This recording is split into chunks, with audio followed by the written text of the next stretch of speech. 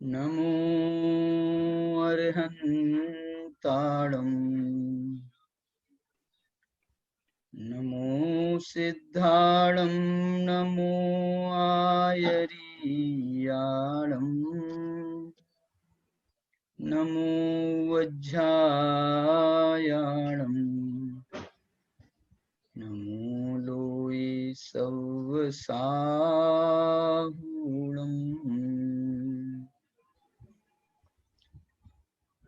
ज्ञानमयम् अप्पाणम् उपलब्धं येन झडियकम्मेन चैयूनय परदव्यम् नमो नमो तस्य देवस्य अष्टकर्म को नाश करी शुद्ध अष्ट गुण पाए भय सिद्ध निज ध्यान ते नमो मोक्ष सुखदाय। मोक्ष मार्ग प्रकाशक की संभावित रूपरेखा के अंतर्गत हम यहाँ मोक्ष मार्ग की सामान्य चर्चा कर रहे हैं। मोक्ष मार्ग की सामान्य चर्चा में सम्यक दर्शन ज्ञान चारित्र तीनों की एकता किस प्रकार होती है और मोक्ष मार्ग में जो मोक्ष मार्गी जीव हैं, जो दो प्रकार के अभी कहे गए हैं, श्रमण और श्रावक, दोनों प्रकार के जो मोक्ष मार्गी जीव हैं वो किस प्रकार से अपनी आराधना कर सकते हैं। आचार्य कुन भगवान किस प्रकार अपनी आराधना करते थे, उनके समय में श्रावक किस प्रकार अपनी आराधना करते थे, और कुन भगवान का श्रावकों को भी और अपने संघस्थ साधुओं को भी किस प्रकार का उपदेश है, उसकी बहुत सुंदर चर्चा हमारी यहाँ पर चल रही है। इसमें कल जो हमने कौन सी गाथा पढ़ी थी, 87 नंबर की गाथा। देखो मैं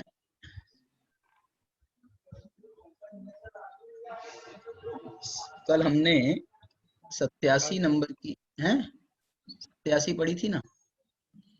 नहीं 85 पढ़ी थी। 85 नंबर की गाथा कल हमने पढ़ी थी। इसमें मेरा थोड़ा सा समझाने में गलत भी हुआ था, वो मैं आपको अभी सुधारता हूँ। इसमें क्या लिखा है, एवं जिनेहि कहियम सवर्णानम सावयान पुण्य सुनसु संसार विनाशयरम सिद्धियरम कारणम परमम। इसमें जो है, मैंने तो ऐसा बताया था आपको, इस प्रकार से जिनेंद्र भगवान ने कहा है श्रवणों के लिए और सावयान माने श्रावकों के लिए भी। लेकिन यहाँ जो है कुछ ऐसा टीकाकारों ने अर्थ निकाला है कि अभी तक माने जो 84 गाथा तक जो पीछे प्रकरण चला है, वो कुन भगवान ने एवं जिन्हें ही कहियम सवर्णानम, श्रवणों के लिए कहा है, और श्रावकों के लिए मोक्ष मार्ग में किस प्रकार का उपदेश है, तो सावयान पुण्य सुनसु। अब हे श्रावकों, अब तुम सुनो, अब तुम्हारे लिए मैं कहता हूं। सावयान पुण्य, अब श्रावकों के लिए कहता हूं, हे श्रावकों तुम उसे सुनो। क्यों सुने भैया? क्योंकि मोक्ष मार्ग जो है वो संसार का विनाश करने वाला है, सिद्धियरम, सिद्धि करने वाला है, और उसका परम कारण है, सिद्धि का ये परम कारण है।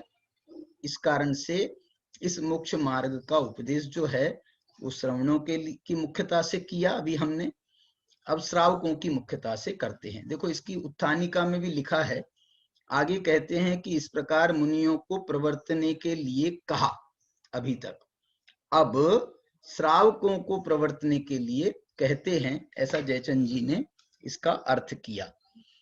अब जो है इन्होंने इसके बाद से 11 गाथाओं में इन्होंने सम्यक्त्व की प्रधानता से इन्होंने श्रावकों को उपदेश दिया है। अब इसमें ये जो चर्चा कर रहे थे सम्यक्त्व के लिए, कि सम्यक्त्व का अर्थ सम्यक दर्शन तो सामान्य से किया ही जाता है, लेकिन यहाँ सम्यक्त्व में अकेला सम्यक्त्व नहीं है, सम्यक दर्शन अकेला नहीं है, इसमें सम्यक ज्ञान और सम्यक चारित्र और जो श्रावक के जो भी कर्तव्य हैं, आवश्यक हैं, कर्तव्य हैं, उन सब का एक प्रकार से सम्यक्त्व कहने में सबका समावेश हो जाता है। देखो हम प्रयोग भी करते हैं इसका कि देखो भैया, जो भी श्रद्धान करो वो सम्यक करो, जो भी ज्ञान करो वो सम्यक करो, जो भी आचरण करो, कम करो ज्यादा करो अलग बात है, लेकिन करो सम्यक। आचरण जो भी करो वो सम्यक करो, जो भी तप करो वो सम्यक करो। उन भगवान ने और आचार्यों ने भी ये सम्यक शब्द का उनने सर्वत्र प्रयोग किया है। सर्वत्र, अरे वो तो छोड़ो, जैसे हम पूजा करते हैं तो बोले भैया पूजा भी जो है सम्यक प्रकार से करो, सम्यक पूजा करो, सम्यक पूजा करो, भगवान की भक्ति करो, भगवान के दर्शन करो, तो भगवान के दर्शन भी सम्यक करो। देखो उन्होंने सम्यक्त्व को, आप देखो ना, निश्चय व्यवहार सम्यक्त्व के माध्यम से उन्होंने इसमें सम्यक्त्व में कितना अंतर्भाव किया, परिभाषाएं भी जो बनाई हैं, कभी तत्वार्थों की मुख्यता से कही तो तत्वार्थों के श्रद्धान को सम्यक दर्शन कहा, कभी उन्होंने स्वपर के मुख्यता से बनाई, स्वपर के भेद ज्ञान की मुख्यता से बनाई, तो ये स्वपर का भेद ज्ञान सम्यक्त्व कहा, तो यहाँ ज्ञान की मुख्यता हो गई। जब उन्होंने कहा आत्म श्रद्धान सम्यक दर्शन है, आत्मा का अनुभवन सम्यक दर्शन है, तो वहां पर उन्होंने ज्ञान को भी शामिल किया और उन्होंने चारित्र को भी शामिल किया। अनुभवन में तो अनंत गुणों का सम्मिश्रण किया गया है। तो इसी प्रकार से आप देखो, तो जो और बताना चाहता हूँ, देवशास्त्र गुरु का श्रद्धान सम्यक दर्शन है। यहाँ पर जो देवशास्त्र गुरु का श्रद्धान है, यहाँ पर देवशास्त्र गुरु की भक्ति की प्रधानता है। देव गुरुणम भक्ति अभी आया था पीछे, माने देव गुरु में वहां पर भक्ति की प्रधानता देव शास्त्र गुरु में। इसी प्रकार से और देखो आप, क्या नाम मैं बताना चाहता था अभी,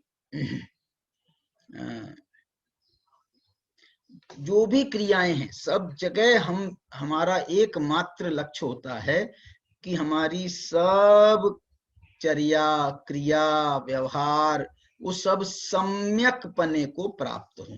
सम्यक इसलिए जो है, सम्यक्त्व में यदि हम अकेला श्रद्धा, जैसे हाँ एक बता रहा था मैं आपको, जैसे कि आप जैसे चारित्र में भी उन्होंने सम्यक्त्वाचरण चारित्र नाम दिया, उसका अर्थ क्या हुआ कि सम्यक्त्व रूप चारित्र, और उसमें उन्होंने हमारी व्यवहारिक चर्या को भी, हमारे व्यवहारिक जीवन को भी उन्होंने सम्यक किस प्रकार से बनाया उसमें डाला है। उसमें वो कहते हैं कि अंगों के माध्यम से, जैसे उन्होंने इस बात को बहुत विस्तार से, भाई आपके जीवन में निशंकित पना होनी चाहिए, आपके जीवन में निकांक्षित पना होनी चाहिए, आपका जो है गुरुओं के प्रति आपका निर्विचिकित्सा का भाव होना चाहिए। देखो ना, ये अब ये गुरुओं के प्रति हो गया।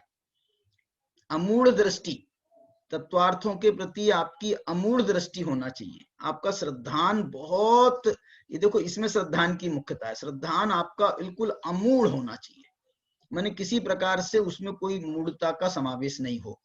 इसके बाद के जो 4 अंग हैं, वो 4 अंगों में तो स्पष्ट रूप से चारित्र की प्रधानता है। आप ऐसा कह सकते हो, जो शुरू के 4 अंग हैं इसमें सम्यक दर्शन ज्ञान की प्रधानता है, और जो बाद के 4 अंग हैं इसमें चारित्र की प्रधानता है।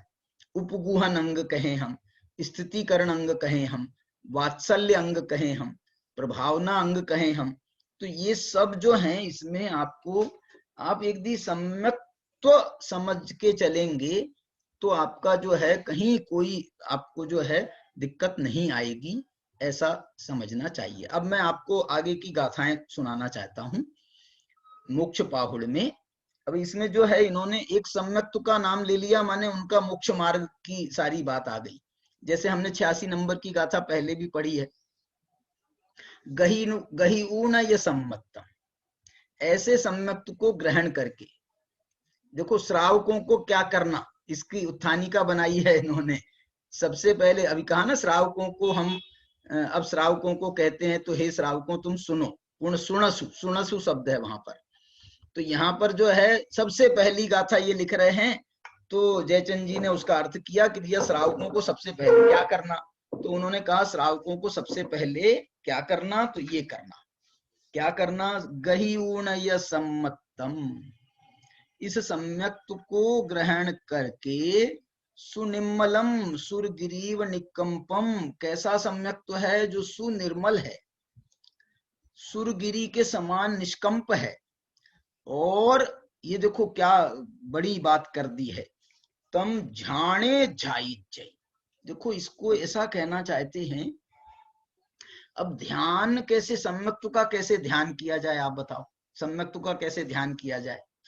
देखो ध्यान, निश्चय ध्यान तो सम्यक्त का उसे कहेंगे जो सम्यक्त स्वभावी आत्मा है, जो सम्यक्त स्वभावी आत्मा है उसका ध्यान करना, ये सम्यक्त का ध्यान कहलाएगा निश्चय से। और व्यवहार से सम्यक्त का ध्यान किसे कहेंगे, तो व्यवहार से सम्यक्त का ध्यान उसे कहेंगे कि जब सम्यक दृष्टि होता है जो भी जीव या श्रावक, वो जो है हर बात का विचार करता है, सम्यक पने से विचार करता है कि भैया मेरे को क्या करना उचित है, मेरे को क्या करना उचित नहीं है, मुझे कैसा अपना स्वाध्याय करना चाहिए, मुझे अपना मैं कैसे आगे बढ़ूं, तो मुझे कैसा विचार करना चाहिए, मुझे मेरा श्रद्धान कैसा रखना चाहिए, मेरे को साधर्मियों के साथ में कैसा व्यवहार रखना चाहिए, देव गुरुओं के साथ में मेरा कैसा व्यवहार होना चाहिए। माने वो जो है हर जगह सम्यक्त्व को मुख्य करता है। सम्यक्त्व को माने सम्यक पने को, कि मेरा व्यवहार सम्यक पने को कैसे प्राप्त हो, देव गुरुओं की भक्ति मेरी सम्यक पने को कैसे प्राप्त हो, शास्त्र का सम्यक पने से मैं किस प्रकार स्वाध्याय कर सकूं। माने ये सब चीजों में आप लगा लेना पूरा जीवन। मैं तो कह रहा हूं खाना पीना, देखो हम जैसे मुनियों की चर्या में उन्होंने शामिल किया है ना 5 समितियों के माध्यम से, कैसा चलें, कैसा बोलें, कैसा व्यवहार करें, कैसे वस्तुओं को उठाएं धराएं। अरे यहाँ तक कि उन्होंने कह दिया कि तुम जो उसके लिए जाते हो 1 नंबर 2 नंबर के लिए, तो उसका भी आप किस प्रकार सम्यक पने से उसका वो करना चाहिए, तो वो प्रतिष्ठापना समिति मानी गई है। और कहता हूं मैं आपको, समिति में जो समिति शब्द है उसमें भी सम्यक्त्व शामिल है। समिति में सम्यक प्रकार से एति माने चर्या करना, सम्यक प्रकार से क्रियाओं का पालन करना। तो क्रियाएं कौन सी हैं हमारी, मुख्य रूप से 5 क्रियाएं हैं जीवन की, कैसे चलें। इसके लिए तो आचार्यों ने गाथाएं लिखी है 5 समितियों के संबंध में बहुत है। क्या है वो, कथम चरे, कथम वदे ऐसा गाथा, इस समितियों का वर्णन करने के लिए उन्होंने ऐसे प्रश्न बनाए। कथम चरे, कैसे चलना चाहिए, कथम वदे, कैसे बोलना चाहिए तो कथम चरे तो ये ईरिया समिति हो गई, कथम वदे ये भाषा समिति हो गई।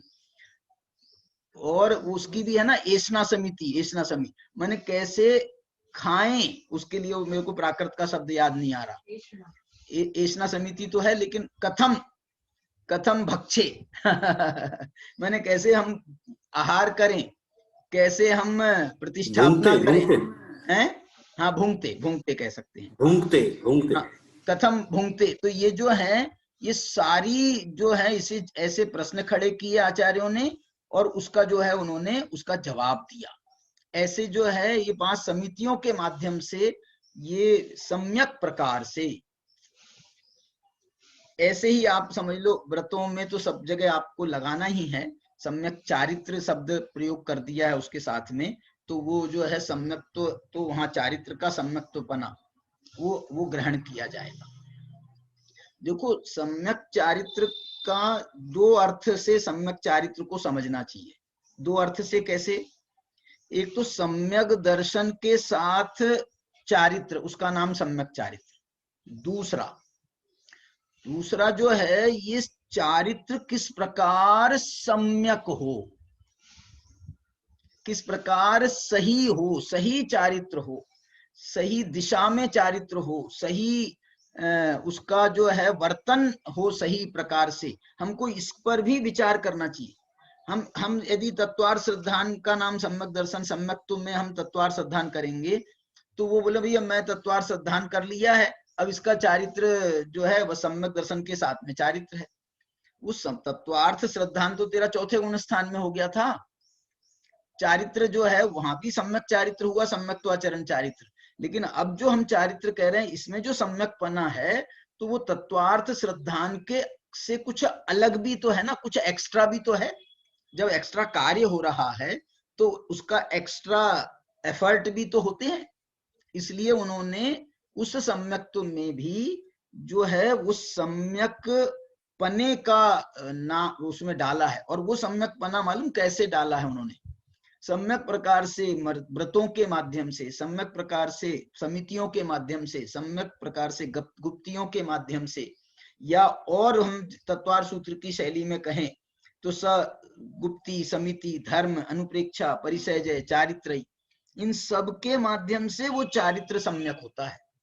इन सब के सम्यक प्रकार से पालन करने से चारित्र होता है। आप धर्म की आराधना करने से चारित्र सम्यक होता है, अनुप्रेक्षाओं का पालन करने से चारित्र सम्यक होता है, परिसय जय का पालन करने से चारित्र सम्यक होता है, तपों का पालन करने से चारित्र सम्यक होता है। ऐसे जो है उसमें उन्होंने इन सब को का सम्यकपना अपना अपना भी है, अकेले तत्वार श्रद्धान रूपी सम्यक तो नहीं है। इन चारित्र का सम्यकपना स्वयं का भी है, इसी प्रकार से ज्ञान का। और एक बात बताऊं मैं आपको, देखो सम्यक दर्शन की विशुद्धि के जो कारक हैं, जो सम्यक पने को, सम्यक दर्शन में जो सम्यक पने से दर्शन की विशुद्धि के कारक हैं, श्रद्धान की विशुद्धि के कारक हैं, वो तो है 8 अंग सम्यक दर्शन की। और जो सम्यक ज्ञान की विशुद्धि के जो कारक हैं, वो सम्यक ज्ञान के जो 8 अंग कहे हैं ना, उससे ज्ञान सम्यक होता है। क्या बोला? श्रद्धान सम्यक होता है इन 8 मदों के त्याग से और 8 अंगों के पालन से। लेकिन ज्ञान जो सम्यक होता है वो तत्वार्थ श्रद्धान के साथ में है, एक कारण। और दूसरा जो उसके बताए है ना सम्यक ज्ञान के 8 अंग कौन कौन से हैं, वो जो है शब्दाचार, अर्थाचार, उभयाचार, शब्दाचार, व्यंजनाचार, उभयाचार, और फिर वो जो और बाकी के हैं विनय आदि के माने गए हैं, उपधान वगैरह है ना उसमें। तो ये जो है इससे ज्ञान में सम्यकपना आता है। ऐसे ही सम्यक चारित्र के अंग के रूप में 13 अंग कहे गए, जिसमें 5 समिति, 5 महाव्रत, 5 समिति और 3 गुप्ती, ये 13 प्रकार के। ये जो है कहाँ पर आया है मालूम? सभी जगह आया है, और विशेष रूप से चरणान योग सूचक चूलिका में जब उन्होंने उसकी जो दीक्षा दी है ना, तो दीक्षा देते समय उन्होंने ये कहा था ना, आपिच्छ बंधु वग्गम विमोचिदो गुरु कलत्त पुत्ते ही, और आसिज्जनान दंसन चरित तव वीरिया यारे। आसिज्जनान दंसन चरित तव वीरिया यारे, इसमें उन्होंने जब इसका व्याख्यान किया अमृतचंद्राचार्य ने टीका करते हुए, तो दर्शनाचार क्या होगा? तो उन्होंने कहा दर्शनाचार में 8 अंग सहित ये दर्शनाचार, सम्यक दर्शन के 8 अंग, सम्यक ज्ञान के 8 अंग सहित ये ज्ञानाचार, सम्यक चारित्र के 13 अंग सहित सम्यक चारित्राचार। टीका का 13 चारित्र के भेद माने उनने वहां पर, इसको और विस्तार करें तो ये 28 मूल गुण में कन्वर्ट हो जाते हैं। इन्हीं को 28 मूल गुण में हम कन्वर्ट कर सकते हैं, और इन्हीं को उत्तर गुणों को और शामिल कर ले दें तो वो 10 धर्म भी आ जाएंगे, 10-12 अनुप्रेक्षाएं भी आ जाएंगी, 22 परिचय भी आ जाएंगे, इसमें सब आ जाएंगे। ऐसे इसका जो है और व्यापकता बढ़ती जाती है।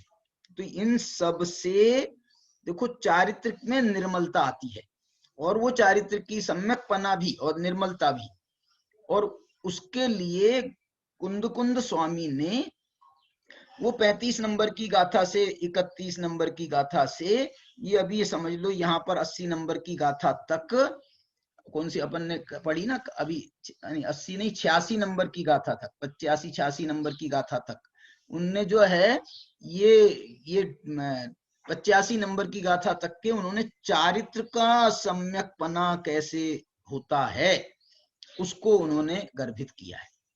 अब जो है श्रावकों को भी वो सम्यक्त्व कराना, ग्रहण कराना चाहते हैं। देखो गहीऊण ये सम्मतम, श्रावकों को भी सम्यक्त्व ग्रहण कराना चाहते हैं। इसमें एक प्रसंग में एक बात और कहना चाहता हूँ कि आचार्य भगवान ये कह रहे हैं कि मोक्ष मार्ग हमने अभी तक मुनियों की मुख्यता से कहा, अब इसी मोक्ष मार्ग को श्रावकों की मुख्यता से कहते हैं। क्या मतलब है, मैं कौन से रेफरेंस में बात कर रहा हूं?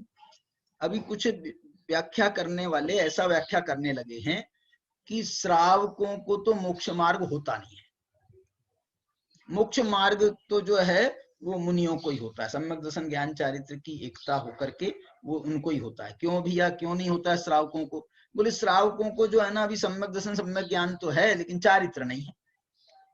और इस बात के लिए एक और माने ठपका लगाते हुए कहते हैं कि देखो टोडरमल जी ने भी मोक्ष मार्ग प्रकाशक में ऐसा लिखा है, एक जगह उनका कथन मिलता है 7वें अधिकार में है कि 9वें अधिकार में, उन्होंने लिखा है वहां पर कि मोक्ष श्रावकों को जो मोक्ष मार्ग है ना वो है नहीं, होसी माने भविष्य में उस है मोक्ष मार्गी होइसी। हाँ होइसी माने वो ये मार्गी होइसी। हाँ मोक्ष मार्गी अभी नहीं है, वो मोक्ष मार्गी होगा, ऐसा कह करके जो है वो हमको बता रहे हैं ना। तो टोडर देखो तुम्हारे टोडरमल जी ने भी ऐसा लिखा है। अरे उन्हीं टोडरमल जी ने दूसरी जगह पर ये देखो, हम ये जरूर कहेंगे ना कि सम्यक चारित्र की पूर्णता वो तो मुनि अवस्था में ही होगी, इसलिए यहाँ पर जो है पूर्णता की अपेक्षा से कहें तो ये जो है चौथे गुणस्थान वाले या 5वें गुणस्थान वाले ये मोक्ष मार्गी आप यदि पूर्णता की अपेक्षा से कहो तो नहीं है, इसमें कोई दिक्कत नहीं है। लेकिन और यथाख्यात चारित्र की विवक्षा से कहें हम तो मुनि महाराज भी अभी उनका भी मोक्ष मार्ग अपूर्ण है यथाख्यात चारित्र की अपेक्षा से, वो तो 12वें गुणस्थान में होगा, 11वें गुणस्थान में होगा। इसलिए जो है वो ऐसी विवक्षा नहीं घटाना, जो विवक्षा व्यवहार विवक्षा घटा रहे हैं तो वो हम घटाओ। और देखो इसके लिए मैं दूसरा आचार्य का तर्क देता हूं, समंत भद्राचार्य ने रत्नकरण श्रावकाचार्य में यहां तक लिखा है, क्या लिखा है मालूम? गृहस्थो मोक्ष मार्गस्थो, बोलो। इनने ये नहीं लिखा कि मोक्ष मार्ग होगा, गृहस्थ जो है मोक्ष मार्गी होसी, ये लिख रहे हैं कि गृहस्थो मोक्ष मार्गस्थो, गृहस्थ मोक्ष मार्ग में यदि स्थित है तो वो उस द्रव्यलिंगी मुनि से श्रेष्ठ है। गृहस्थो मोक्ष मार्गस्थो निर्मोहो नैव मोहवान मुने, जो मोहवान मुनि है वो मोक्ष मार्गी नहीं है, नैव। और गृहस्थ यदि वो सम्मत्व से सहित है तो वो मोक्ष मार्गी है, और ये मोक्ष मार्गी है तो इसमें उसके दर्शन भी है, ज्ञान भी है और चारित्र भी है। वो चारित्र के भेद अभी चारित्र पाहुड़ में आचार्य भगवान कुंद ने उसका वर्णन खुद किया है। चारित्र पाहुड़ में उन्होंने कहा चारित्र दो प्रकार का है, एक सम्यक्त्वाचरण चारित्र और एक संयमाचरण चारित्र। हाँ संयम नहीं है आप कहो ना तो संयम ठीक है, लेकिन मोक्ष मार्गी नहीं है, इसलिए तो हम कहते हैं चारित्र में और संयम में फर्क है, चारित्र में और संयम में फर्क है। और बल्कि एक आचार्य हैं अपने विद्यानंदी आचार्य, जिन्होंने श्लोक वार्तिक टीका लिखी है, जिनके न्याय के बड़े बड़े ग्रंथ हैं। उनका एक ग्रंथ है युक्त्यनुशासन, समंत भद्र का है युक्त्यनुशासन ग्रंथ। उसकी टीका विद्यानंदी आचार्य ने लिखी है। वहां पर विद्यानंदी आचार्य ने कौन सा छंद है, शायद 58 नंबर का छंद, 57-58 नंबर का छंद है, उसकी टीका करते हुए वहां उन्होंने स्पष्ट लिखा है कि चौथे गुण स्थान में आप कह रहे हो संयम नहीं होता है, लेकिन वो भी सर्वथा असंयमी नहीं है, ऐसा लिखा है। सर्वथा अविरति नहीं है, क्योंकि अविरतियां भी 3 प्रकार की अविरति कही है। 3 प्रकार की कौन सी अविरति कही है? एक अविरति तो है अनंतानुबंधी जनित, दूसरी अविरति है अप्रत्याख्यान जनित, और तीसरी अविरति है प्रत्याख्यान जनित। तो पहली अविरति जो है मिथ्यात्व जनित है ना, क्या मिथ्यात्व नहीं, अनंतानुबंधी जनित। तो वो अनंतानुबंधी जनित अविरति का नाश हुआ कि नहीं चौथे गुण स्थान में? तो उतनी अविरति हुई कि नहीं हुई? तो उन्होंने स्पष्ट लिखा उतनी अविरति का त्याग उसने भी किया है, उतनी अविरति उसकी भी छूटी है। पंचम गुण स्थान में अप्रत्याख्यान संबंधी अविरति भी छूट गई, और छठे 7वें गुण स्थान में प्रत्याख्यान संबंधी अविरति भी छूट गई। तो ये अविरति 3 प्रकार की थी। तो ये तीनों प्रकार की अविरति का त्याग मुनि करते हैं।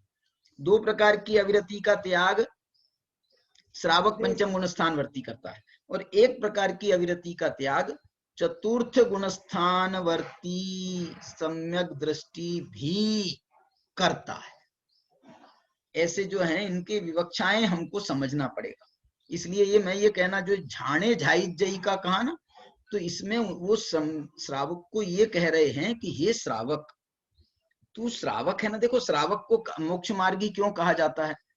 क्योंकि वो श्रद्धावान है, क्योंकि वो विवेकवान है, क्योंकि वो क्रियावान भी है। तो ये क्रियावान माने चारित्र, विवेकवान माने ज्ञान, और श्रद्धावान माने दर्शन। तो ये सम्यक दर्शन ज्ञान चारित्र की एकता हो गई कि नहीं हो गई? इसलिए वो मोक्ष मार्गी हो गया। इसलिए उनने कह दिया गृहस्थ हो मोक्ष मार्गस्थ हो। ये सब विचार हमको अवश्य करने। इसको जो यहाँ ये जो कह रहे हैं तम झाणे झाई जय, माने तू अपने पूरे जीवन में तुझे यदि कोई बात का ध्यान रखना है तो इस सम्यक्त्व का ध्यान रखना है। सम्यक्त्व का मतलब श्रद्धान अकेले से नहीं, सम्यक्त्व का मतलब तू जो भी करे तुझे सम्यक मिथ्या का विभाजक रेखा तो खींचना ही चाहिए। अरे इसको मैं तो ऐसा, जैसे हम भोजन में कहा ना कि भोजन में तुमको सम्यक मिथ्या का विचार करना चाहिए, कि सम्यक मिथ्या का विचार भोजन में क्या होगा कि भाई जो निर्दोष हो, भक्ष हो, मर्यादा का हो, वगैरह वगैरह, जो ये उसका सम्यक तो ये है। और बताऊं, मैं तो ये कहना चाहता हूं, हम श्रावकों को कह रहे हैं ना, तो हम व्यापार करें, धंधा करें, इसमें भी हमको सम्यक्त्व का और विचार करना चाहिए। सम्यक्त्व का विचार करना चाहिए माने कौन सा धंधा सही है, कौन सा धंधा गलत है, कौन से धंधा से मेरा काम चल जाएगा, किसमें मेरे को कम आरंभ करना पड़ेगा, वगैरह वगैरह सब चीजों का विचार। माने इतना विचार करने से, ये सम्यक बनने का विचार करने से ये सम्यक्त होता है। अकेला तत्वार्थ सिद्धांत की बात नहीं है, ये कहना चाहता हूं मैं। तो इस दृष्टि को ध्यान में रख करके यदि आप चलेंगे। अब ये जो देखो, तम झाणे झाई जई सावय दुख खय ठाए, देखो क्या लिख दिया उनने कि यदि तेरे को, देखो वहां भी देखो उनने कहा था कि यदि तू जो है सब दुख परिमुखम, तू सब दुखों से परिमुक्त होना चाहता है तो पडिवज्जदु सामण्य। यहाँ कह रहे हैं कि हे श्रावक, यदि तू अपने दुखों का क्षय करना चाहता है, दुख क्षयार्थे, यदि तू अपने दुखों का क्षय करना चाहता है तो तेरे को तद ध्याने ध्यायते, तेरे को उस ध्यान में तम झाणे झाई जई, तुझे ध्यान में उसका ध्यान करना चाहिए। किसका? सम्मतम, सम्यक्त्व का। ये प्रकार से यहाँ पर उन्होंने इसकी चर्चा करी। अब इसके बाद में 27 नंबर की गाथा में देखो आप, इस सम्मक्त को अब आपको 11 गाथाओं में सम्मक्त की महिमा मिलेगी। अब कह रहे हैं, देखो हमने श्रावक से कहा कि तेरे को सम्मक्त का ध्यान करना चाहिए, तम झाणे झाई जई, माने यहाँ उपदेश की भाषा है। यहाँ क्या कह रहे हैं मालूम, सम्मतम जो झायई, जो सम्मक्त का ध्यान करता है, सम्मा इट्ठी हवे सो जीवो, वो सम्यक दृष्टि कहलाता है।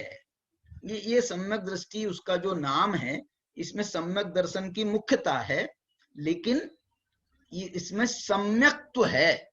सम्यक्त्व माने समग्रता में सम्यक्त्व है, तब वो सम्यक दृष्टि कहला रहा है। ऐसे सम्यक्त्व का जो ध्यान करता है वो सम्यक दृष्टि कहलाता है। सम्मा दिट्ठी हवई सो जीव, सम्मत परिणतो उण, और जो सम्यक्त्व से परिणत होता है, कवेई दुष्ट कम्माणी, वो अपने दुष्ट अष्ट कर्मों का नाश करता है, क्षय करता है। ये सम्यक्त्व से दुष्ट अष्ट कर्मों का नाश अकेले सम्यक दर्शन से हो सकता है? अकेले सम्यक दर्शन से हो सकता है? ये सम्यक्त्व में सम्यक दर्शन ज्ञान चारित्र की एकता शामिल है। एकता नहीं, पूर्णता भी शामिल है, तब तो वो दुष्ट कम्माणी, दुष्ट अष्ट कर्मों का नाश करने में समर्थ होगा। 8 कर्मों का नाश कह रहे हैं, अकेले दर्शन मोह का नाश नहीं कह रहे हैं। सम्यक्त्व से, सम्यक्त्व से दुष्ट अष्ट कर्मों का नाश हो जाता है। सारे अष्ट कर्मों का नाश करने में ये समर्थ है। ऐसा ये सम्यक्त्व के ध्यान की महिमा, ये सम्यक्त्व के ध्यान की महिमा माने सम्यक प्रकार से ध्यान करने की महिमा। सम्यक्त्व का ध्यान कह लो, अथवा सम्यक ध्यान, सम्यक ध्यान करने की महिमा क्या होती है? तो उसकी महिमा ये है कि इससे दुष्ट अष्ट कर्मों का नाश होता है। पहले तो वो सम्यक दृष्टि कहलाता है, ऐसा कहा, और दूसरा लाइन में कहा कि वो दुष्ट अष्ट कर्मों का नाश करता है। अब इसके बाद में 28वीं गाथा में देखो क्या आचार्य भगवान की प्रस्तुति है। मैंने सम्यक्त्व की महिमा के 2 गाथाएं कही हैं, अभी आगे भी करने वाले हैं, लेकिन यहाँ पर तो उन्होंने यहीं पर जैसे एक उपसंहार जैसी भाषा बोल दी है। क्या लिख रहे हैं देखो, ये उपसंहार वाली भी भाषा नहीं है, ये महिमा वाली भाषा है। किम बहुना भणियेणम जे सिद्धा नरवरा गए काले, सिद्धि है जे विभविया तम जान है सम्माहपम। ये सम्यक्त्व का महात्म्य हम क्या बताएं, क्या बताएं। किम बहुना भणियेणम, हम कितना बताएं, कितना बताएं। आचार्य जैसे आचार्य का मुंह थक गया हो सम्यक्त्व की महिमा बताते हुए। किम बहुना भणियेण, और ज्यादा क्या कहें। जे सिद्धा नरवरा गए काले, आज तक जितने भी सिद्ध हुए हैं, गए काले भूतकाल में, नरवरा, नरवरा माने मनुष्यों में श्रेष्ठ, जो सिद्ध बनेंगे वो मनुष्यों में श्रेष्ठ ही तो है ना। संसार में भटकने वाले जो हैं वो मनुष्यों में श्रेष्ठ नहीं है। जिन्हें सम्यक्त्व नहीं प्राप्त किया वो मनुष्यों में श्रेष्ठ नहीं है। जिन्होंने सिद्धत्व को प्राप्त किया वो नरवरा है। ये सिद्धा नरवरा गए काले, और सुनो जितने गए हैं वो भी सम्यक्त्व का महात्म्य है, और सिद्धि है ही जे भी भविया, भविया माने जो भविष्य काल में सिद्धि है ही, जो भी सिद्धि को प्राप्त होंगे, तम जान सम्माहपम, उसे हे भव्य जीवों तुम सम्यक्त्व का ही महात्म्य जानो। क्या बात है।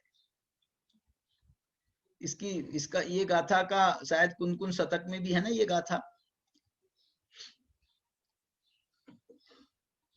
कुन-कुन शतक में भी इस गाथा का अनुवाद है।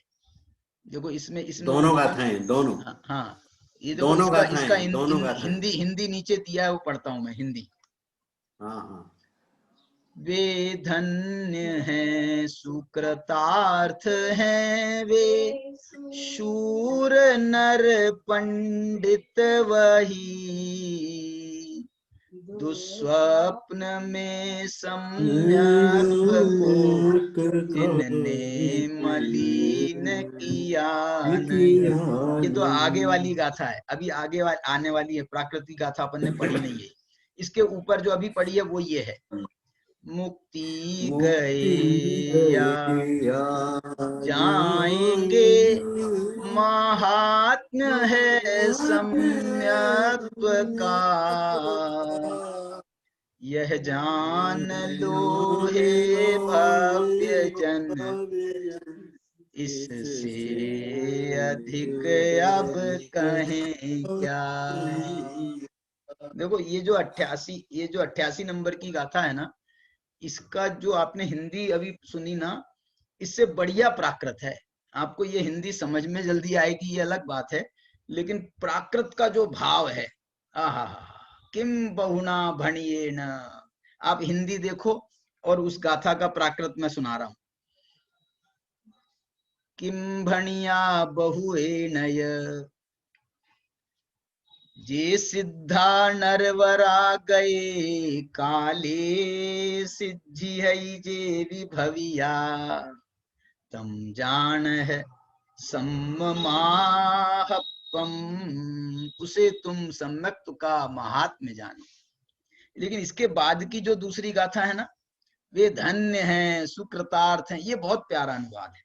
ये तो बहुत सम्यक्त्व का इससे बढ़िया क्या वर्णन किया जाएगा और उसकी क्या महिमा की जाएगी। क्या कह रहे, हे सम्यक दृष्टि, तुम धन्य हो, सुकृतार्थ हो, तुमने बहुत बढ़िया काम किया है, तुम धन्य हो, सुकृतार्थ हो। तुम सुकृतार्थ का मतलब है जितने बढ़िया से बढ़िया काम हो सकते थे ना, वो सब तुमने कर डाले। सम्यक तो कर लिया ना, तो तुमने सब काम बढ़िया से बढ़िया कर डाले। और तुम ही शूर हो, तुम ही नर हो, और तुम ही पंडित वही। ये कुछ इसमें एक्स्ट्रा शब्द भी जुड़े हैं। वहां पर तो क्या लिखा था, ये देखो, मैं इसकी गाथा अभी अपन ने पढ़ी नहीं है, वो अभी पढ़ेंगे। सूरा नरा है उसमें, माने वही शूर हैं, वही नर हैं। देखो जिनने हे मनुष्यों, तुमने यदि सम्यक्त्व को प्राप्त किया तो ही तुम सम्यक्त्व प्राप्त, तो ही तुम मनुष्य कहलाने के अधिकारी हो। और पंडितों से भी कह रहे हैं, पंडितों से भी कह रहे हैं कि वही पंडित है जिसने सम्यक्त्व को प्राप्त किया है। प्राप्त नहीं किया, ये तो श्रेष्ठ लोग हैं। सामान्य मनुष्यों को सम्यक्त्व प्राप्त होता है तो उनको तो सामान्य से कहेंगे, तुम तो पंडित कहलाते हो, तुम तो मनुष्य कहलाते हो। चारों गतियों में सम्यक्त्व होता है, तुम तो मनुष्य गति के हो, तुम शूरवीर कहला रहे हो। अरे कमजोरों को भी सम्यक दर्शन हो जाता है, लेकिन तुम शूर हो तो किस बात के, तुमने सुकृतार्थ हो, तुम्हारी हम जय जयकार कर रहे हैं, धन्य है। देखो तो वे धन्य है। अभी इसकी प्राकृत सुनाता हूं मैं आपको। किसको कह रहे हैं ये, दुस्वप्न में सम्यक्त्व को जिनने मलिन किया नहीं। ये इनकी महिमा बताते हुए कह रहे हैं कि तुमने यदि सम्यक्त्व को दुस्वप्न में भी मलिन नहीं किया, दुस्वप्न में भी। दुस्वप्न क्या होता है मालूम? दुस्वप्न माने जैसे कोई सपने में कोई बहुत भयंकर भूत आ जाए आपका, या शेर आ जाए, और उस समय जो है हमको जो है बाप रे बाप, अब क्या होगा, अब क्या होगा, अब क्या होगा। और जैसे किसी ने कहा हो, हम, और लोक में बहुत सारी बातें होती है ना, लोक में ये कहा जाता है, आवाज आ रही है? लोक में ये कहा जाता है, सुदर्शन जी आवाज आ रही ना? आ ही रही होगी। हाँ हाँ, मैं ये कह रहा हूं, लोक में ये कहा जाता है, क्या बोल रहा था मैं? जैसे कि ये होता है ना, कोई बीमारी हो जाए, जितनी बीमारियां चली है ना भूतकाल में, जितनी बीमारियां चली हैं, उन सब बीमारियों के नाम से उतनी देवियां बन गई। ये जो माता चलती थी ना, माता हो जाती थी, वो क्या चेचक, तो वो माता हो जाती थी, तो वो माता के नाम पर जो है ये शीतला माता माने ये जो है ना, ये और ये बल्कि ऐसा मिथ्यात्व तो हमारे घोल दिया जाता है समाज में, और ये तुम ये नहीं करोगे, ये नहीं करोगे तो क्या हो जाएगा, पता नहीं क्या हो जाएगा। माने ये मिथ्यात्व तो हमारा जो है ना, ये ऐसी परिस्थिति में जो है उभर के आता है। कैसी परिस्थितियों में? ये कोई ऐसा अचानक कोई घटना, अब कोरोना का संकट आ गया, अब कोई कोरोना देवी भी पैदा हो जाएगी, और वो कोरोना देवी को तुम यदि नहीं पूजोगे ना, तो ये कोरोना से तुम बच नहीं सकते। फिर ये हमारे अरुण जी बैठे हैं, हमारी दीदी है अनीता, तो वो अनीता जो है, इसको माता जी हो गई थी जन्म, बचपन में माता हो गई थी, और इसको बहुत अभी भी उसके निशान हैं। तो उसको बचपन में जो माता हुई थी ना, पूरे शरीर में, अरे ऐसा था, मुझे तो वो दृश्य याद है कि हमारे घर में जो पुराना घर था, हमारा किराए का मकान था, उसमें जो किचन वाला कमरा था, तो वो किचन पहले हमारा ऊपर बनता था, वो बाद में इसको हमने किचन कर दिया था। वहां एक कमरा था, उस कमरे में बाजू में खटिया पर वो ये अनीता जो है, ये बेचारी लेटी रहती थी। बचपन में थी, कितनी उम्र होगी ख्याल नहीं है मेरे को, शायद छोटी उम्र ही होगी, लेकिन मैं तो उससे बड़ा हूं ना, तो मुझे याद है कितनी उम्र थी अनीता। हमारी माता जी को याद होगा। तो तो तो जो है अब इसको माता निकली थी, और भयंकर वाली माने कोई ऐसा कहने लगे थे कि भैया बच नहीं सकती, ये बच नहीं सकती। फिर आ गए हमारे यहाँ भी उपदेश देने के लिए। हमारी माता जी से कहा किसी ने कि भैया वो शीतला माता को जाकर के पूजो, तो ये ठीक होगी, तुम्हारी मोड़ी नहीं तो चली जाएगी मोड़ी। ये सबसे छोटी थी, सबको प्रिय थी ये। तो जो है बोले शीतला माता को पूजो और तो ये ठीक होगी। तो हमारी माता जी के शब्द उस समय के मुझे याद हैं। उनने किस पड़ोसी को, किसको कहा था इनने, बस कल मरवे की आज मर जाए।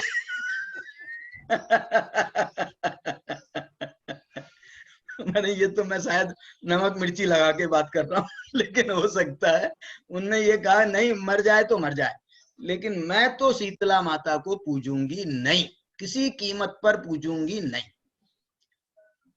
दुनिया यहाँ की वहां हो जाए, लेकिन मैं नहीं पूजूंगी। हम लोगों पे जो संस्कार आए हैं ना, वास्तव में जो है हमारी माता जी के संस्कार हैं उन पर, हम लोगों पर। माने इस मामले में धर्म क्षेत्र में लगाने वाली तो हमारी माता है, हमारे पिताजी नहीं है। हमारे पिताजी को धर्म क्षेत्र में हमने लगाया।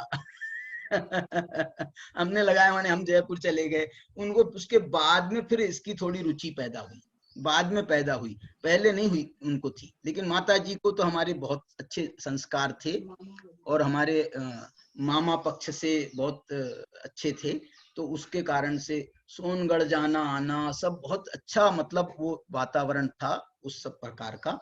तो वो जो है हमको तो उसमें माता जी का पूरा पूरा इसमें रोल है।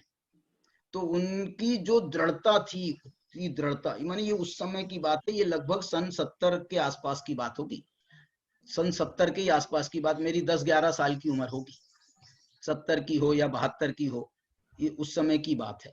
तो ये जो है, ये दृढ़ता, ये जो ये कह रहे हैं ना, दुस्वप्न में भी जिनने मलिन सम्यक्त को जिनने मलिन किया नहीं, ये देखो ये वो वाली बात है। अब इसकी मैं गाथा आपको सुनाता हूँ, देखो गाथा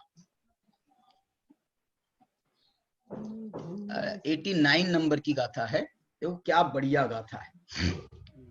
ते धन्ना सुकयत्था ते सूरा ते विपंडिया मनुया सम्मत्तम सिद्धियरम शिविने विन मैलियम जेहिम।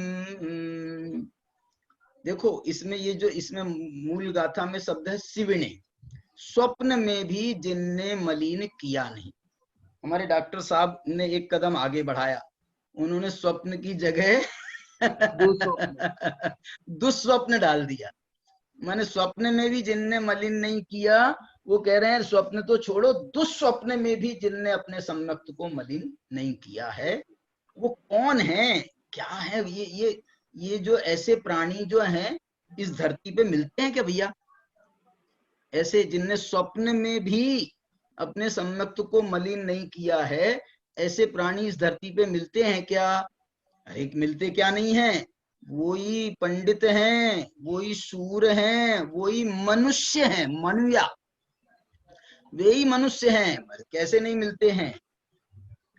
उनकी महिमा हम क्या करें? पीछे तो कहा था आज तक जितने सिद्धि को प्राप्त हुए हैं वो सब इसी का प्रभाव है, सम्यक्त का। जो भविष्य में सिद्धि को प्राप्त होंगे वो भी सम्यक्त का ही प्रभाव है। देखो ये जो गाथा है, इतनी, ये जो 88 नंबर की गाथा, ये गाथा का प्रभाव परवर्ती आचार्यों पे बहुत जोर के पड़ा है, बहुत जोर के। माने इस टाइप की गाथाएं आचार्यों ने बहुत लिखी। जैसे हमारे इसमें आता है संवर अधिकार में अमृत चंद्राचार्य ने वो गाथा लिखी है ना, भेद ज्ञान के लिए। भेद विज्ञान तह सिद्धा, सिद्धा ये किल केचन, अस्यय अभाव तो बद्धा, बद्धा ये किल केचन। जितने सिद्ध हुए हैं वो सब भेद ज्ञान से ही हुए हैं, और जो आज तक संसार में भटक रहे हैं ये भेद ज्ञान के अभाव के कारण भटक रहे हैं, और कोई दूसरा कारण नहीं है। इस भेद ज्ञान शब्द में भी ये सम्यक्त का भाव है। मन इस भेद ज्ञान में भी जो है सम्यक दर्शन ज्ञान चारित्र तीनों का समावेश है। ये भेद ज्ञान से सिद्धा, आप मोक्ष से घटाओ ना, जब भेद ज्ञान से मोक्ष कह रहे हैं इसका मतलब है भेद ज्ञान में मोक्ष मार्ग है, और यदि मोक्ष मार्ग है तो उसमें सम्यक दर्शन ज्ञान चारित्र तीनों हैं। आप इससे घटाओ, आपने फल क्या प्राप्त किया? उसका फल यदि मुक्ति है तो ये है। हाँ, फल यदि आपका सम्यक्त्व है, फल यदि सम्यक्त्व है तो हम कह सकते हैं कि भैया ये जो है इसका कारण जो है, इसमें विशेष रूप से सम्यक्त्व की आराधना की गई है, या 5 लब्धियां जो की गई हैं उसमें विशेष रूप से सम्यक्त्व का सम्यक दर्शन वाला पहलू है। लेकिन यदि मोक्ष की प्राप्ति करा रहे हैं तो उसमें मोक्ष मार्ग है, मोक्ष मार्ग के बिना मोक्ष नहीं होता है। मोक्ष मार्ग है तो उसमें तीनों हैं, और तीनों की एकता के लिए उन्होंने मोक्ष मार्ग में भी सम्यक शब्द से प्रारंभ किया है। सम्यक दर्शन ज्ञान चारित्राणी मोक्ष मार्ग, सम्यक दर्शन ज्ञान चारित्राणी मोक्ष मार्ग। ये सम्यक को अलग करो, इस सम्यक को तीनों में आदि दीपक बनाओ, इसको सम्यक को तीनों में ले जाओ, सम्यक दर्शन, सम्यक ज्ञान, सम्यक चारित्राणी मोक्ष मार्ग। तो ऐसा जो है इसमें, इसके लिए जो है ना, और भी बाद में हमारे जैसे पूजन कार में डॉक्टर साहब ने एक जो दोहा बनाया है इसके लिए, कितना प्यारा दोहा है उनका। क्या दोहा है वो? तो भूतकाल प्रभु आपका है, वो अलग है। भूतकाल प्रभु आपका, वह मेरा वर्तमान, वर्तमान जो आपका वह भविष्य मम जान, वो एक दूसरा है। इस ये वाले भाव वाला कौन सा? मुक्ति गए अर जाएंगे, ये महात्म्य है सम्यक्त्व का। ये अपन ने जो पढ़ा भी, मुक्ति गए या जाएंगे, महात्म्य है सम्यक्त्व का, यह जान लो हे भव्य जन, इससे अधिक अब कहें क्या। वे धन्य हैं, सुकृतार्थ हैं वे, शूर नर पंडित वही, दुस्वप्न में सम्यक्त्व को जिनने मलिन किया नहीं। ते धन्ना सुकयथा, ते सूरा, तेवी पंडिया मनुया, सम्मतम सिद्धियरम, शिविने बिना मैलियम जेहि। जिसने स्वप्न में भी अपने सम्यक्त्व को मलिन नहीं किया। मलिन नहीं किया में मतलब यहाँ सम्यक्त्व को, उस सम्यक्त्व की बात कर रहे हैं, निरतिचार सम्यक्त्व। मलिन होता है ना सम्यक्त्व, कैसे होता है? अतिचारों से मलिन हो जाता है। और ये जो दोष लगते हैं ना सम्यक्त्व के, ये दोष सिर्फ शोभसम सम्यक्त्व में ही माने गए हैं। क्योंकि सेवोपम सम्यक्त्व में ही वो देशघाती प्रकृति का उदय होता है, उससे ही चलमल अगाढ़ दोष लगते हैं। ये औपसमिक सम्यक दर्शन तो अत्यंत बहुत निर्मल माना गया है, भले ही वो थोड़े समय के लिए होता है लेकिन वो बहुत निर्मल माना गया है। और ऐसा ही क्षायिक सम्यक्त्व जो अनंत काल के लिए होता है, वो भी जो है वो बहुत निर्मल होता है। इसलिए जो यहाँ पर तो समझ लो उस क्षायिक सम्यक्त्व की महिमा गा रहे हैं कि ऐसा सम्यक्त्व होता है क्षायिक सम्यक्त्व जो स्वप्न में भी उसमें किसी प्रकार का दोष नहीं लगाता है। माने इसमें विशेष रूप से सम्यक दर्शन के 8 अंगों में दोष नहीं लगाने की मुख्यता है।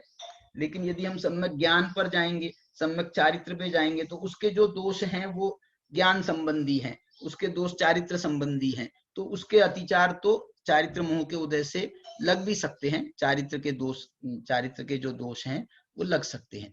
इस प्रकार से ये सम्यक्त्व की महिमा की गाथाएं, यहाँ पर ये अपने 4 गाथाएं आपके सामने पढ़ी हैं, जिसमें जो है उन्होंने 2 गाथाओं में तो सम्यक्त्व की महिमा बताई, और क्या नाम सम्यक्त्व की महिमा बताई कह लो। उन्होंने क्या कहा था, मैंने 2 गाथाओं में तो सम्यक्त्व का बात कही थी, सम्यक्त्व कैसा होता है ना। तो वो जो 2 गाथाओं में कहा 88 और 87 में, ऐसे सम्यक्त्व को धारण करो, वास्तव में उसमें भी उपदेश ही था, धारण करने का उपदेश था। और ये भी कहा था कि ये सम्यक्त्व जो है ये दुखों का क्षय करने वाला है, दुष्ट अष्ट कर्मों का नाश करने वाला है, ये उसकी महिमा बताई थी। फिर दूसरे में अलग भाषा में उसकी महिमा, किम बहुना भणियेनम जे सिद्धा नरवरा गए काले, ये 88 और 89 नंबर की गाथाओं में, इसमें भी उन्होंने वो महिमा का प्रदर्शन किया।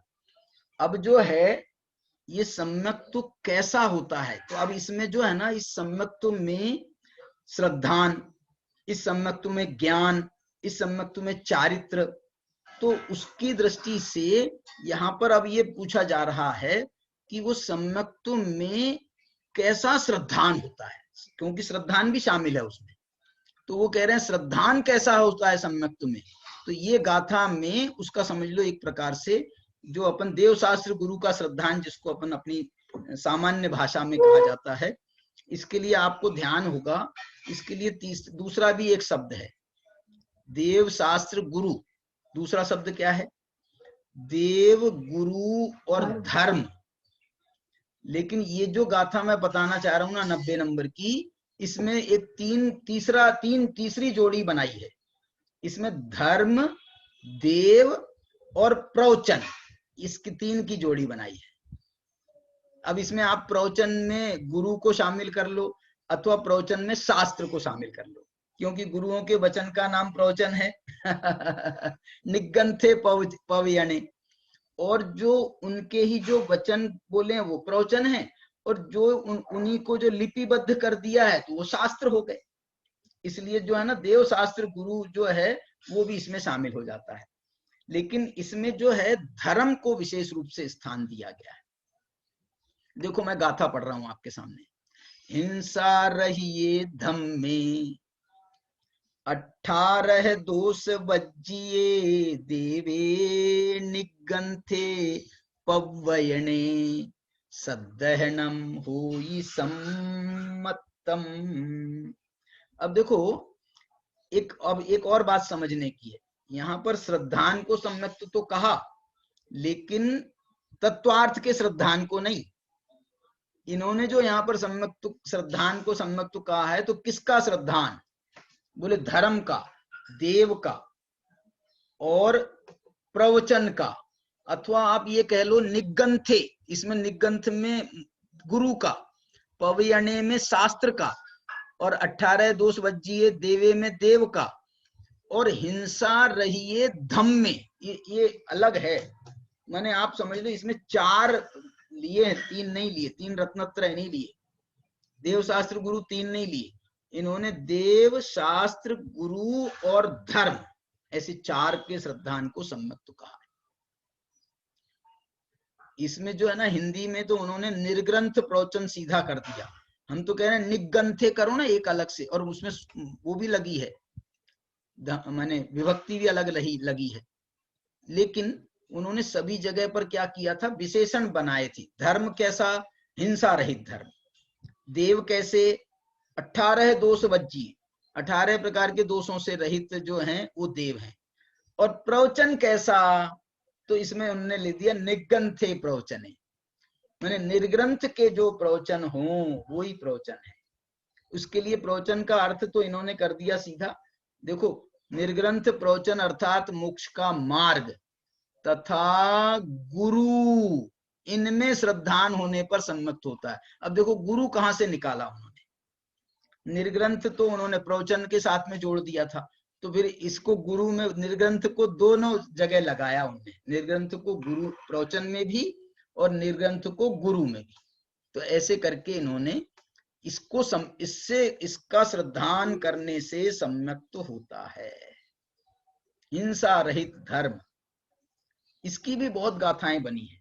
इसकी भी जो है ना, ये जो विषय है ना, इसकी भी बहुत 18 दोष वर्जिए देवे, रत्नकरण श्रावकाचार में जब उन्होंने सम्यक्त को परिभाषित किया है ना, 18 विनिर्मुक्त ऐसा कुछ है ना शब्द, 18 दोष विनिर्मुक्त ऐसा कुछ है वहां पर। तो वो जो है रत्नकरण श्रावकाचार में जब उन्होंने सम्यक्त की आप्तागम तपोभ्रताम, आप्तागम तपोभ्रताम, देखो आप्त, आगम और तपोभ्रत, उन्होंने उसका 3 का जोड़ा बनाया। इनमें इसमें इन्होंने हिंसा रहिए धम्म में, ये बहुत ही मार्मिक पहलू है। माने धर्म का श्रद्धान भी होता है, धर्म का श्रद्धान। वो धर्म कैसा है? लेकिन हिंसा रहित का नाम है धर्म।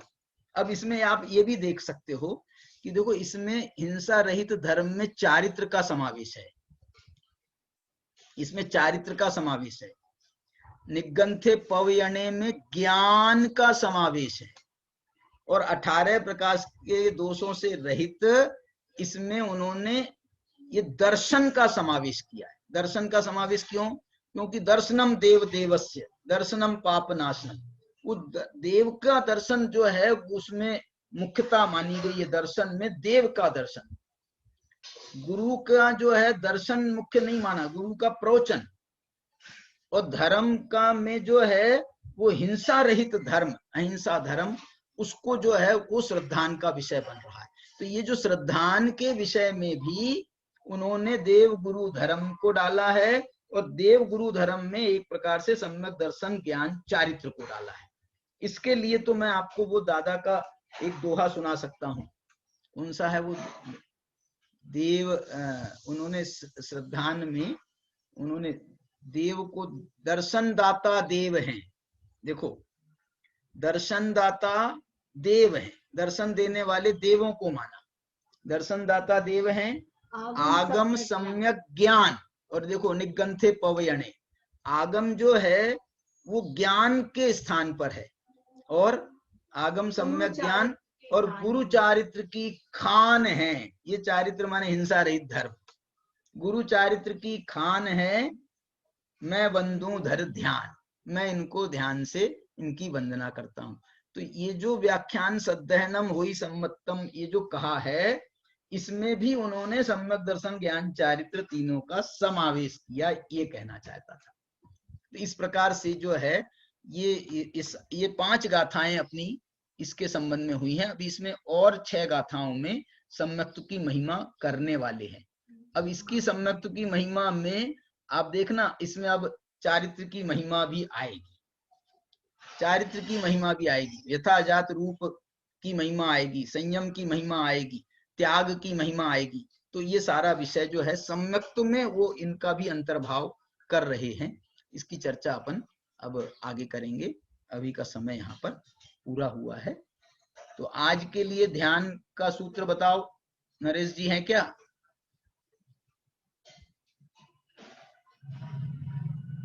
बताओ ध्यान का सूत्र, कॉपी पेन लेकर के बैठा करो, ध्यान का सूत्र तो कम से कम लिख दिया करो बीच में। नरेश जी, उनका माइक बंद है। हाँ जी, चलो। हाँ चालू है। हाँ बोलो, ध्यान का सूत्र बताओ। तुम सुनो, अब ये तुम जो है ना बनियान पहन के तो बैठो, इसको और उतार दो। अब काय को तुम इतना और परिग्रह रखे हो? अभी धीरे धीरे ध्यान दो ना, एक एक स्टेप वो तो धीरे धीरे अरे यार, देखिए स्टेप बाय स्टेप। शास्त्र सभा चल रही है तो तुम मंदिर में ऐसे ही आके बैठते। चलो, हाँ बताओ, ध्यान का सूत्र बताओ आज का। दर्शन दाता देव है, आगम सम्यक ज्ञान, बहुत अच्छा। गुरु चाहे ध्यान है, मैं बंदो बंदो धरनी ध्यान। चलो भैया, आज इस दोहे का ध्यान लगाएं और 2 मिनट का मौन रखेंगे और इसके बाद में हम जिनवाणी स्तुति करेंगे।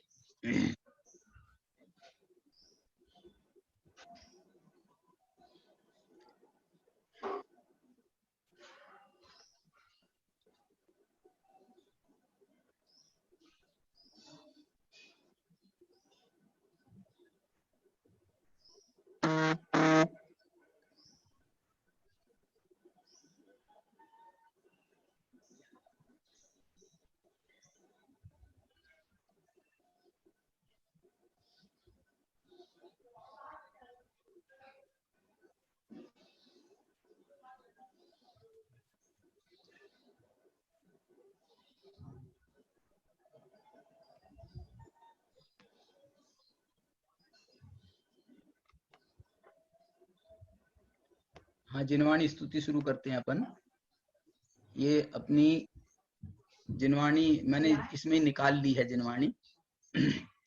इसमें जिनवाणी आ रही है, बहुत बढ़िया। ये जो भक्ति आ रही है ना, 12 नंबर की है ये, और ये अपने पंडित अभय कुमार जी की लिखी हुई भक्ति है ये। और जब हम लोग सन 77 में वहां पढ़ते थे जयपुर में, ये उस समय उन्होंने 77-78 में ये जिनवाणी स्तुति बनाई थी। उस समय मालूम, वो रोज भक्ति बनाते थे, नोट करते थे अपनी डायरी में, और वही डायरी लेकर के मंदिर में जाते थे और वहां पर वो भक्ति करते थे। ऐसे ये भक्तियों का चलन वहां जयपुर में चालू हुआ था।